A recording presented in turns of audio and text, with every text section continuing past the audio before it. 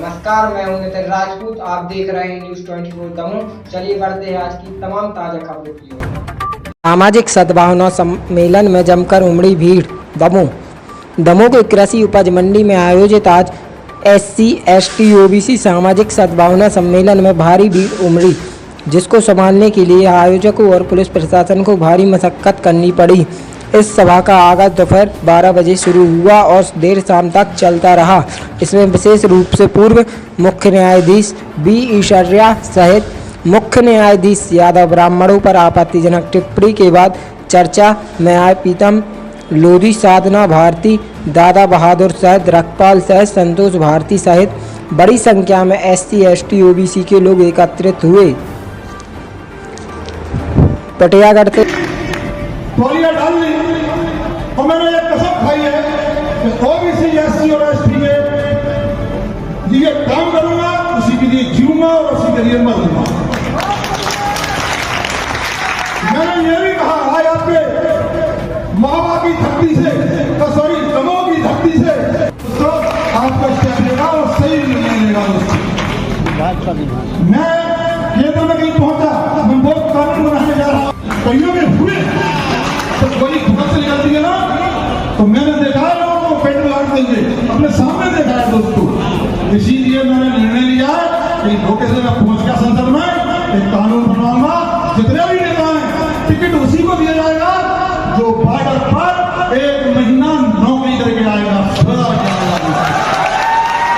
पाकिस्तान के बॉर्डर पर 15 दिन, सर्दियों के 15 दिन, गर्मियों के 15 दिन बरसात की, जो भी बॉर्डर पर ईमानदारी से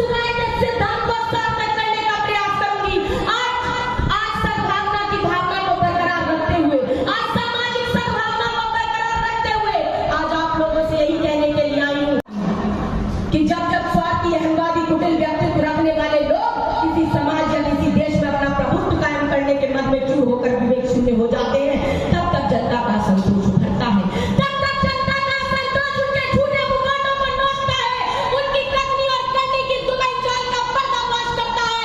जब जब चुल्लों पर सहने की इंतहा हो जाती है, तब तक चुल्लों की तपिश से वो संतोष चिंगारी से चोला बनकर क्रांति का रूप धारण कर लेता है, शक्ति का रूप धारण कर लेता है, महाशक्ति का रूप धारण कर लेता है। अरे व्यक्ति द्वारा व्यक्ति के शोषण को समाप्त करना क्रांति है। पहले क्रांति हुई थी हिंदुस्तान के बहुसंख्यक जनता के संतोष के कारण अत्याचारी अंग्रेजों से हिंदुस्तान को आजाद कराने के लिए। अब आजाद हिंदुस्तान में बहुसंख्यक जनता के असंतोष के कारण ये क्रांति और होगी जातीय जनगणना कराने के लिए। एक क्रांति और होगी संख्या बल के अनुपात में, जिसकी जितनी संख्या भारी उतनी उसकी भागीदारी के हिसाब से सभी को कार्यपालिका, विधायिका, मीडिया सहित निजी क्षेत्रों में सभी को बराबर की हिस्सेदारी दिलाने के लिए न्याय व्यवस्था से कॉलेजियम सिस्टम हटाकर भारतीय न्याय आयोग, अति अंधविश्वास को मिटाने के लिए, पाखंडवाद को समाप्त करने के लिए, विज्ञानवाद को समझाने के लिए और संविधानवाद को आत्मसात कराने के लिए, संविधानवाद को आत्मसात कराने के लिए मैं तो यही कहूंगी आपसे कि साधना भारती ने तो प्रण लिया है और आपसे भी चाहती हूँ कि आप भी एक प्रण लें। साधना भारती तो कभी भी गौड़ से वादियों की कठपुतली बनने का काम नहीं करेगी। जिस तरह मूल निवासियों की वेदनाओं पर भी मोदी जी और मामा जी मोदी बाबा बन जाते हैं, परंतु साधना भारती गौड़ से वादी, शोषणवादी, सावरकरवादी और RSS वादियों की कठपुतली कभी बनेगी नहीं। और आज आपसे भी यही कहने के लिए आई हूँ कि ध्यान रखिएगा, आज आप अपनी बुंदेलखंड SC और CST अब इनकी आंधी चल पड़ी है और पूरे देश में इसकी आंधी चलने वाली है, क्योंकि हर प्रदेश से पुकार आ रही है हर प्रदेश में अब लोग क्या है, पढ़े लिखे बच्चे हैं जितने भी, वो आ गए अब आगे। और पढ़े लिखे लड़के तुम जानते ही हो कि सब चीज़ जानते हैं, वो इन चीज़ किसी के बहकावे में भी नहीं आते और ना ही किसी के झुकना चाहते हैं। तो जितना भी ये देश का उद्धार होगा तो अब ये नई पीढ़ी ही करेगी इसका उद्धार, और नई पीढ़ी नई योजना लाएगी। और हमारा भारतवर्ष कहते थे पहले कि सोने की चिड़िया बनेगा, ये हमारी नई पीढ़ी, युवा पीढ़ी है, ओबीसी की और SC ST की, ये नई भारत की नई चिड़िया बनाएंगे। भाई साहब, जैसे अभी के मिश्रा ने बयान दिया है ब्राह्मण समाज को लेके, आपके बयान पर तो आपके पुतले जले थे जी, लेकिन के मिश्रा ने जो बयान दे दिया है, लेकिन वो समाज अभी निकल के नहीं आ रही कि उनके पुतले जला जाए। क्या ये केवल ओबीसी के लिए बोलते हैं लोग? देखिए, के मिश्रा बड़े आदमी हैं और बड़ी समाज से हैं और हम छोटी समाज से हैं, तो उसके खिलाफ उसने तो दोबारा भी पूछा इसी पर, तो उसने कहा गाली दे के बोला, बिल्कुल, लेकिन हालांकि वो सही बोला, ये बात सही है। और हमने बोला तो मिर्ची लगती है, उसने बोला तो मिश्री लगती है। तो ये चीज़ें लोगों को हजम का होती हैं हमारी चीज़ें ना। लेकिन हम अब बता देंगे इनको, जब ये एक भी संसद में नहीं पहुंचेगा, एक भी विधानसभा में नहीं पहुंचेगा, इनको विधानसभा और संसद इनको देखना हम दुर्लभ कर देंगे इनको।